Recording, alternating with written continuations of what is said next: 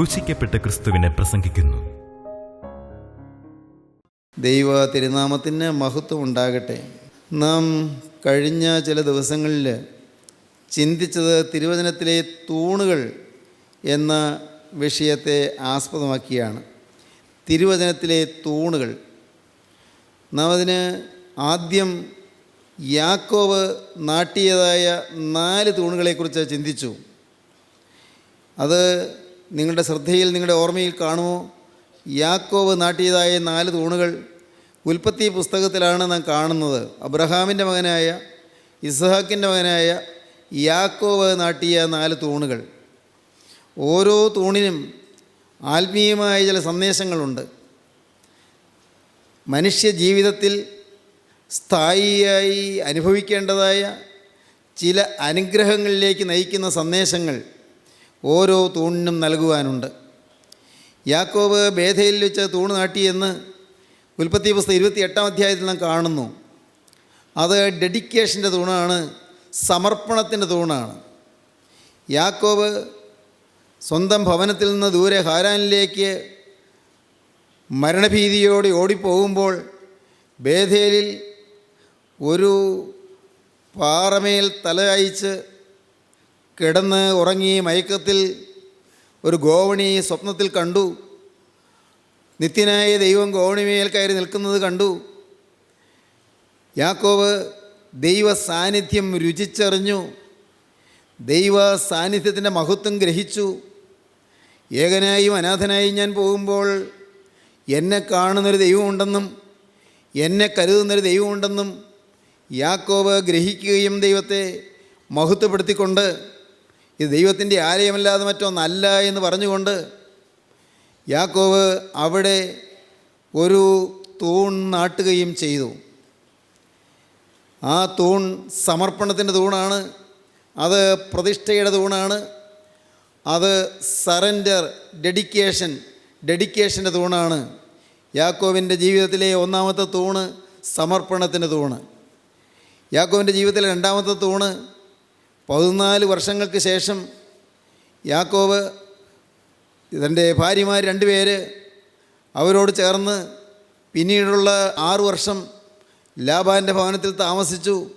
അങ്ങനെ 20 വർഷം കഴിഞ്ഞ് യാക്കോബ് ഹാരാനിൽ നിന്ന് തൻ്റെ ഭാര്യമാരോടും മക്കളോടും ആടുമാടുകളോടും വേലക്കാരോടും കൂടി ദാസിദാസന്മാരോടും കൂടി പോകുമ്പോൾ വഴിയിൽ വെച്ച് പിറകെ എത്തി വന്ന ലാബാനുമായി വ്യക്തമായി വേർതിരിവിൻ്റെ ഉടമ്പടി ചെയ്തു. അത് സെപ്പറേഷൻ്റെ തൂണാണ്. അത് വേർപാടിൻ്റെ തൂണാണ്. മൂന്നാമത് ഉൽപ്പത്തി പുസ്തകം 35-ാം അധ്യായത്തിൽ നിന്നും കാണും. യാക്കോബ് 20 വർഷങ്ങൾക്ക് ശേഷം ബേഥേലിൽ തിരികെ എത്തി. ബേഥേലിൽ വന്ന് അവിടെ വെച്ച് വീണ്ടും സമർപ്പണം പുതുക്കി. പുനഃസമർപ്പണം, പുനഃപ്രതിഷ്ഠ, ഡെഡിക്കേഷൻ്റെ തൂണാണ്. നാലാമത് ആ യാത്രയിൽ ബേത്ത്ലേഹേമിനടുത്ത് എത്തിയപ്പോൾ യാക്കോബിൻ്റെ പ്രിയ ഭാര്യയായ റാഹേൽ കടന്നുപോയി. 2ാമത്തെ പ്രസവത്തോടെ റാഹേൽ മരിച്ചുപോയി. റാഹേലിനെ വഴിയോരത്ത് തന്നെ ശവം അടക്കി. ആ കല്ലറയുടെ അടുത്ത് ഒരു തൂൺ നിർത്തിയ ഒരു സ്മാരക സ്തംഭം. അത് കമമ്മറേഷൻ്റെ തൂണാണ്, ഓർമ്മയുടെ സ്തംഭമാണ്. കമമ്മറേഷൻ, ഓർമ്മയുടെ തൂണ്.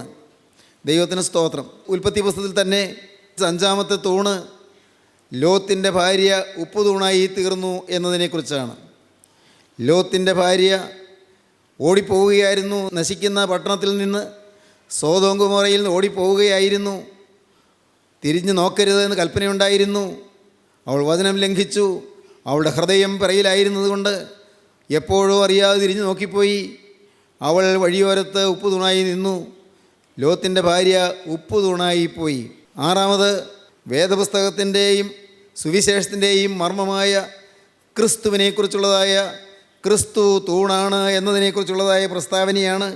തീമോത്തിയോസിന് എഴുതിയ 1-ാമത്തെ ലേഖനം 3-ാം അധ്യായം 15-ാം വാക്യത്തിലാണ് സത്യത്തിൻ്റെ തൂണും അടിസ്ഥാനവുമായ ക്രിസ്തു എന്ന് പറഞ്ഞിരിക്കുന്നു.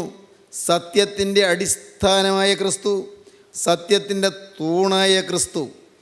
സമ്പൂർണ്ണ സത്യമായ ക്രിസ്തു.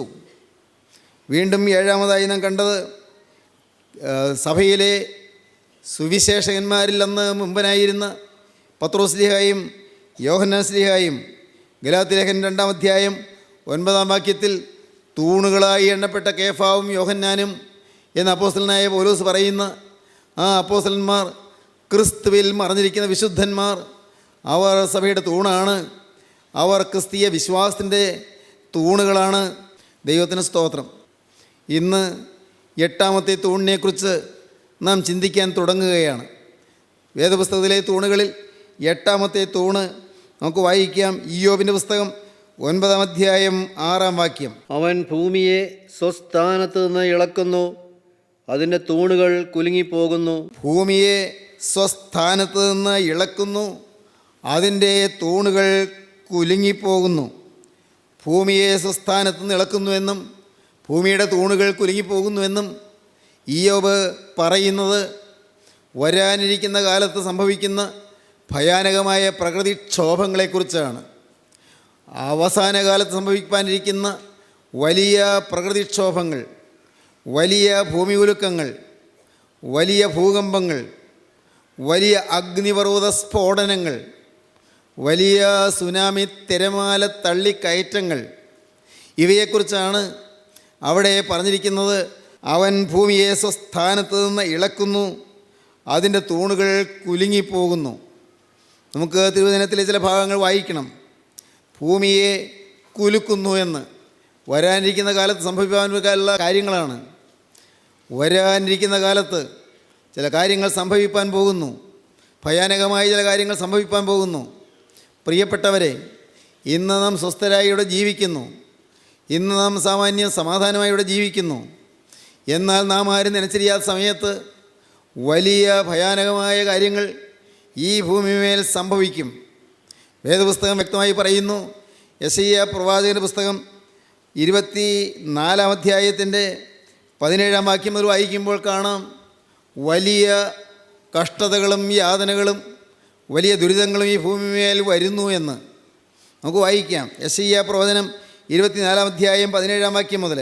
ഭൂവാസിയെ പേടിയും കുഴിയും കെണിയും നിനക്ക് നേരിട്ടിരിക്കുന്നു. ഭൂവാസിയെ പേടിയും കുഴിയും കണിയും നിനക്ക് നേരിട്ടിരിക്കുന്നു. പേടി കേട്ട് ഓടിപ്പോകുന്നവൻ കുഴിയിൽ വീഴും. പേടി കേട്ട് ഓടിപ്പോകുന്നവൻ കുഴിയിൽ വീഴും. കുഴിയിൽ നിന്ന് കയറുന്നവൻ കെണിയിലകപ്പെടും. കുഴിയിൽ നിന്ന് കയറുന്നവൻ കണിയിലകപ്പെടും. ഉയരത്തിലെ കിളിവാതിലുകൾ തുറന്നിരിക്കുന്നു. ഉയരത്തിലെ കിളിവാതിലുകൾ തുറന്നിരിക്കുന്നു. ഭൂമിയുടെ അടിസ്ഥാനങ്ങൾ കുലുങ്ങുന്നു. ഭൂമിയുടെ അടിസ്ഥാനങ്ങൾ കുലുങ്ങുന്നു. ഭൂമി പൊടുപൊടെ പൊട്ടുന്നു. ഭൂമി പൊടുപടെ പൊട്ടുന്നു. ഭൂമി കിറുകിറെ കീറുന്നു. ഭൂമി കിറുകിറെ കീറുന്നു. ഭൂമി കിടുകിടെ കിടുങ്ങുന്നു. ഭൂമി കിടുകിടെ കിടുങ്ങുന്നു. ഭൂമി മത്തനെ പോലെ ചാഞ്ചാടുന്നു. ഭൂമി മത്തനെ പോലെ ചാഞ്ചാടുന്നു. കാവൽ മാടം പോലെ ആടുന്നു. കാവൽ മാടം പോലെ ആടുന്നു. അതിന്റെ അകൃത്യം അതിന്മേൽ ഭാരമായിരിക്കുന്നു. ഭൂമിയുടെ അകൃത്യം ഭൂമിമേൽ ഭാരമായിരിക്കുന്നു. അത് വീഴും, എഴുന്നേൽക്കയുമില്ല. വീഴും, എഴുന്നേൽക്കുകയുമില്ല. ഭൂമിയുടെ അടിസ്ഥാനങ്ങൾ കുലുങ്ങുന്നു. ഭൂമിയുടെ അടിസ്ഥാനങ്ങൾ കുലുങ്ങുന്നു. ഭൂമിയുടെ തൂണുകൾ കുലുങ്ങിപ്പോകുന്നു. ഭൂമിയുടെ തൂണ്, അടിസ്ഥാനങ്ങൾ കുലുങ്ങുന്നു. ഭൂമിക്ക് എവിടെയെങ്കിലും തൂണുണ്ടോ എന്നല്ല പറഞ്ഞത്, അത് ഭൂമിയുടെ അടിസ്ഥാനങ്ങൾ കുലുങ്ങുന്നു എന്ന് വിശദീകരണം യെശയ്യാവ് പറയുന്നുണ്ട്. എല്ലാം കുലുങ്ങിപ്പോവുകയാണ്. ഒരു വീടിൻ്റെ തൂണ് കുലുങ്ങിയാൽ ആ വീട് തകർന്നു പോകും. ഭൂമി തകർന്നു പോകുമെന്നാണ് പറയുന്നത്. എല്ലാം പൊടിഞ്ഞ് തകർന്നു പോകും. എല്ലാം പൊട്ടി തകർന്നു പോകും. അതിനെക്കുറിച്ചാണ് വേദപുസ്തകം പറയുന്നത്. വരും കാലത്ത് സംഭവിക്കാനിരിക്കുന്ന കാര്യം അപ്പോസ്തലനായ പത്രോസ് തൻ്റെ ലേഖനത്തിൽ, 2-ാമത്തെ ലേഖനത്തിൻ്റെ 3-ാം അധ്യായം 10-ാം വാക്യം മുതൽ അത് വിശദമായി പറയുന്നുണ്ട്. സംഭവിക്കാൻ പോകുന്ന കാര്യങ്ങൾ.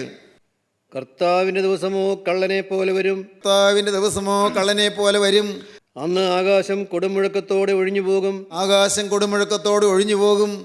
മൂലപദാർത്ഥങ്ങൾ കത്തിയഴുകയും മൂലപദാർത്ഥങ്ങൾ കത്തി അഴിയുകയും ഭൂമിയും അതിലുള്ള പണികളും വെന്തുപോകുകയും ചെയ്യും. ഭൂമിയും അതിലുള്ള പണികളും വെന്തുപോകുകയും ചെയ്യും. ഭൂമിയും അതിലുള്ള പണികളും വെന്തുപോകുകയും ചെയ്യും. വരാനിരിക്കുന്ന കാര്യമാണ് തിരുവചനം പറയുന്നത്. ഭൂമിമേൽ ന്യായവിധി വരുന്നുവെന്ന്, ഭൂമിയുടെ അടിസ്ഥാനങ്ങൾ കുലുങ്ങുന്നുവെന്ന്. അതിന് കാര്യം എന്താണ്? കാരണം എന്താണ്? അത് യെശയ്യാവ് പറയും, മനുഷ്യൻ്റെ അകൃത്യം ഭൂമിമേൽ ഭാരമായിരിക്കുന്നു. അത് വീഴും, എഴുന്നേൽക്കുകയുമില്ല. മനുഷ്യൻ്റെ അകൃത്യം മൂലം ഭൂമിക്ക് നാശം വരുന്നു. ഭൂമി ഊഷരമായ മരുപ്പറമ്പായി മാറുന്നു. നല്ല ഫലഭൂയിഷ്ടമായ മണ്ണുള്ള പ്രദേശങ്ങൾ അതെല്ലാം ഉണങ്ങി വരണ്ടു പോകുന്നു. വേണ്ട സമയത്ത് വേണ്ടതുപോലുള്ളതായ കാലാവസ്ഥയുടെ ആനുകൂല്യങ്ങൾ ലഭിക്കാതെ പോകുന്നു. കാലാവസ്ഥയിൽ കാര്യമായ വ്യതിയാനങ്ങൾ സംഭവിക്കുന്നു. ഭൂമിക്ക് നാശം ഭവിക്കുന്നു. ഭൂമിയിൽ കിട്ടേണ്ടതായ വിളവുകൾ കിട്ടാതെ പോകുന്നു. അത് വിളവ് തരാതിരിക്കുന്നു. വേദപുസ്തകം പറയുന്നു, നമുക്ക് വായിക്കാം. ഹോശേയ പ്രവാചന പുസ്തകം 4-ാം അധ്യായം 3-ാം വാക്യം നമുക്ക് വായിക്കാം. അവിടെ ഈ ഭൂമിക്ക് ശാപം വരുന്നുവെന്ന് നമുക്ക് കാണാം. മനുഷ്യൻ്റെ അകൃത്യം മൂലം ഭൂമിക്ക് നാശം വരുന്നുവെന്ന് കാണാം. അതുകൊണ്ട് ദേശം ദുഃഖിക്കുന്നു, ദേശം ദുഃഖിക്കുന്നു. ഈ ഭൂമി ദേശം ദുഃഖിക്കുന്നു. അതിലെ സകല നിവാസികളും വയലിലെ മൃഗങ്ങളും ആകാശത്തിലെ പറവുകളും ക്ഷീണിച്ചു പോകുന്നു. അതിലെ നിവാസികൾ, ഭൂമിയിലെ നിവാസികൾ ക്ഷീണിച്ചു പോകുന്നു. വയലിലെ മൃഗങ്ങൾ ക്ഷീണിച്ചു പോകുന്നു. ആകാശത്തിലെ പറവകൾ ക്ഷീണിച്ചു പോകുന്നു. സകല ജീവജാലങ്ങൾക്കും കേട് സംഭവിക്കുന്നു. ഈ ഭൂമിമേൽ വലിയ ന്യായവിധി വരുന്നു, വലിയ ശിക്ഷാവിധി വരുന്നു. വരും കാലത്തെ കാര്യമാണ് പറയുന്നത്. ഇന്ന് ഭാഗികമായതെല്ലാം ചില സ്ഥലങ്ങളിൽ സംഭവിക്കുന്നു. എന്നാൽ എല്ലാം ഒരുമിച്ച് നാശം സംഭവിക്കുന്ന ഒരു ദിവസത്തേക്ക് മനുഷ്യജാതി ഭൂമി തന്നെയും അടുത്തുകൊണ്ടിരിക്കുന്നു. ദൈവത്തിന് സ്തോത്രം. എന്താണ് അതുകൊണ്ട് ഭൂമി ദുഃഖിക്കുന്നതാണ് പറഞ്ഞത്? ദേശം ദുഃഖിക്കുന്നു പറഞ്ഞു. അതുകൊണ്ട്, ഏതുകൊണ്ട്? അത് 4-ാം അധ്യായം 1-ാം വാക്യം മുതൽ വായിക്കുമ്പോൾ കാണാം ഏതുകൊണ്ടാണ് ദേശം ദുഃഖിക്കുന്നത്. ഇസ്രായേൽ മക്കളെ, യഹോവയുടെ വചനം കേൾപ്പീൻ. ഇസ്രായേൽ മക്കളെ, നിങ്ങൾ യഹോവയുടെ വചനം കേൾപ്പീൻ. യഹോവയ്ക്ക് ദേശനിവാസികളോട് ഒരു വ്യവഹാരമുണ്ട്. യഹോവയ്ക്ക് ദേശത്തെ ജനത്തോട്, ദേശനിവാസികളോട് ഒരു വ്യവഹാരമുണ്ട്. ദേശത്ത് സത്യവുമില്ല, ദേശത്ത് സത്യവുമില്ല, ദൈവമില്ല, ദൈവമില്ല, ദൈവപരിജ്ഞാനവുമില്ല. ദൈവപരിജ്ഞാനവുമില്ല. അവർ ആണയിടുന്നു, മനുഷ്യർ ആണയിടുന്നു, ഭോഷ്ക് പറയുന്നു, ഭോഷ്ക് പറയുന്നു, കൊല ചെയ്യുന്നു, കൊല ചെയ്യുന്നു, മോഷ്ടിക്കുന്നു, മോഷ്ടിക്കുന്നു, വ്യഭിചരിക്കുന്നു, വ്യഭിചാരം ചെയ്യുന്നു, വീട് മുറിക്കുന്നു, ഭവനഭേദനം നടത്തുന്നു, രക്തപാതകത്തോട് രക്തപാതകം കൂട്ടുന്നു, രക്തപാതകത്തോട് രക്തപാതകം കൂട്ടുന്നു, കൊലപാതകങ്ങൾ ചെയ്യുന്നു, രക്തപാതകത്തോട് രക്തപാതകം കൂട്ടുന്നു. അതുകൊണ്ട് ദേശം ദുഃഖിക്കുന്നു. കൊണ്ട് ദേശം ദുഃഖിക്കുന്നു. ദേശത്തെ നിവാസികൾ ക്ഷയിച്ചു പോകുന്നു, ക്ഷീണിച്ചു പോകുന്നു. മൃഗങ്ങൾ ക്ഷീണിച്ചു പോകുന്നു. ആകാശത്തിലെ പറവകൾ ക്ഷീണിച്ചു പോകുന്നു. എല്ലാറ്റിനും നാശം വരുന്നു. മനുഷ്യൻ്റെ പാപം മൂലം, മനുഷ്യൻ്റെ പാപം മൂലം ദേശത്തിന്മേൽ, ഭൂമിമേൽ ന്യായവിധി വരുന്നു. ഭൂമിയുടെ തൂണുകൾ കുലുങ്ങിപ്പോകുന്നു. ദൈവത്തിന് സ്തോത്രം. നമുക്ക് വായിക്കാം. ഹബക്കൂക്ക് പ്രവാചന പുസ്തകം 2-ാം അധ്യായം 11-ാം വാക്യം വായിക്കാം. ചുവരിൽ നിന്ന് കല്ല് നിലവിളിക്കുകയും, ചുവരിൽ നിന്ന് കല്ല് നിലവിളിക്കുകയും, മരപ്പണിയിൽ നിന്ന് തുലാം ഉത്തരം പറയുകയും ചെയ്യുമല്ലോ. പണിയിൽ നിന്ന് തുലാം ഉത്തരം പറയുകയും ചെയ്യുന്നു. ഭൂമിമേൽ, ഈ ഭൂമിയിലുള്ള കെട്ടിടങ്ങളിൽ അതിലെ ചുവരിലെ കല്ലുകൾ നിലവിളിക്കുന്നു. അതിലെ മേൽപ്പുരയിലെ തുലാം ഉത്തരം പറയുന്നു. എന്താണ് ഈ പറയുന്നത്? ഈ ഭൂമിയിൽ മനുഷ്യൻ ചെയ്യുന്ന ദുഷ്കൃത്യങ്ങൾ മൂലം, മനുഷ്യൻ്റെ പാപം മൂലം, മനുഷ്യൻ്റെ ദുഷ്ടത മൂലം ഈ ഭൂമിയിൽ നാശം വരുന്നു. കല്ലുകൾ നിലവിളിക്കുന്നു. എല്ലാം മൂകസാക്ഷികളാണ്. വീട് മൂകസാക്ഷിയാണ്. ആ മുറിയിൽ വെച്ച്, അല്ലെങ്കിൽ ആ ഭവനത്തിൽ വെച്ച്, അല്ലെങ്കിൽ ഏതെങ്കിലും പ്രത്യേക സ്ഥലത്ത് വെച്ച് ചെയ്യുന്നതായ പാതകങ്ങൾ, കൊലപാതകങ്ങളാകാം, വ്യഭിചാരങ്ങളാകാം, ബലാത്സംഗങ്ങളാകാം, കവർച്ചകളാകാം, കൊള്ളരുതായ്മകൾ, എന്തെല്ലാം എല്ലാം സാക്ഷിയായി നിന്ന് ആ ഭവനത്തിലെ ചുമരുകളും അതിലെ കല്ലുകളും അതിലെ മേൽപ്പണി മരപ്പണികളും എല്ലാം സാക്ഷിയായി നിന്ന് കണ്ടുകൊണ്ട് നിൽക്കുന്നു. പ്രിയപ്പെട്ടവരെ, കാര്യം ഗൗരവമല്ലേ? ഒന്നുകൂടി വായിക്കാം. ദൈവത്തിന് സ്തോത്രം. ചുവരിൽ നിന്ന് കല്ല് നിലവിളിക്കുകയും, ചുവരിൽ നിന്ന് കല്ല് നിലവിളിക്കുകയും, മരപ്പണിയിൽ നിന്ന് തുലാം ഉത്തരം പറയുകയും ചെയ്യുമല്ലോ. നിന്ന് തുലാം ഉത്തരം പറയുകയും ചെയ്യുന്നു. മനുഷ്യൻ്റെ പാപം മൂലം കല്ലുകൾ പോലും നിലവിളിക്കുന്നു. അതാണ് ഞാൻ പറഞ്ഞത്, മൂകസാക്ഷികൾ, നിശബ്ദ സാക്ഷികളാണ്. ഒന്നും മിണ്ടുന്നില്ല, കല്ലുകൾ മിണ്ടുന്നില്ല. കല്ലുകൾക്ക് ജീവനുണ്ടോ എന്ന് നിങ്ങൾക്ക് തോന്നും പ്രിയപ്പെട്ടവരെ. എന്നാൽ എല്ലാം കണ്ടുകൊണ്ട്, എല്ലാം വീക്ഷിച്ചുകൊണ്ട്, എല്ലാം അറിഞ്ഞുകൊണ്ട് ഈ അന്തരീക്ഷം മുഴുവൻ നിശബ്ദതയോടെ നിൽക്കുന്നു. എല്ലാം മൂകസാക്ഷികളായി നിൽക്കുന്നു. വായിക്കാം ഇയ്യോബിൻ്റെ പുസ്തകം 31-ാം അധ്യായം 38-ാം വാക്യം. മനുഷ്യൻ്റെ പാപം മൂലം വരുന്നതായ കെടുതികൾ ഭൂമി നിലവിളിക്കുന്നു. ഉഴച്ചാലുകൾ കരയുന്നു. ഭൂമിയിലെ ഉഴച്ചാലുകൾ, കൃഷിക്കണ്ടത്തിലെ ഉഴച്ചാലുകൾ, വയലിലെ ഉഴച്ചാലുകൾ, ഉഴവിൻ്റെ ചാലുകൾ അത് കരയുന്നെന്നാണ് പറയുന്നത്. അവിടെ നടക്കുന്ന ദുഷ്ടത നിമിത്തം, അവിടെ നടക്കുന്ന കൊള്ള നിമിത്തം, അവിടെ നടക്കുന്ന അതിർവരമ്പ് മാറ്റു നിമിത്തം അതിർവരമ്പുകൾ മാറ്റുന്നു. അവിടെ കൊള്ളകൾ നടക്കുന്നു, അവിടെ തിന്മകൾ നടക്കുന്നു, അവിടെ വ്യാജ പ്രവർത്തനങ്ങൾ നടക്കുന്നു, അവിടെ കവർച്ചകൾ നടക്കുന്നു, അവിടെ സാധുവിനെ ഉപദ്രവിക്കുന്നു. വായിക്കാം. എൻ്റെ നിലം എൻ്റെ നേരെ നിലവിളിക്കുകയോ, നിലം നിലവിളിക്കുന്നു. അതിൻ്റെ ഉഴച്ചാലുകൾ ഒന്നിച്ച് കരയുകയോ ചെയ്തുവെങ്കിൽ ഒന്നിച്ച് കരയുന്നു, ഉഴച്ചാലുകൾ കരയുന്നു, നിലം നിലവിളിക്കുന്നു. എന്താണ് പറഞ്ഞത്?